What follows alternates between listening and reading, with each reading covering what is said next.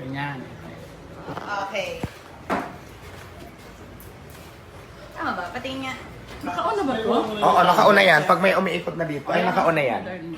Okay. Okay, yan. Medyo lapit mo para. Pag okay lang Okay, sige. So ngayon kasama natin si Diwata at bibigyan natin siya ng 500 sa tuwing siya ay makakasagot ng tama sa aking mga katanungan. 1,000 mo lang? 500 lang, gamit ano ba? Gusto mo naman mamulubi na ako kapit sa'yo.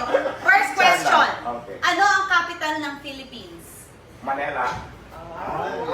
Ay, 500 trulas to? Trulas. Ay, talaga. Okay. 500. Ano ang spelling ng TBJ? TBG. TBG. Mali. Mali. J, hindi G. Bisaya man, ako palas lang yun.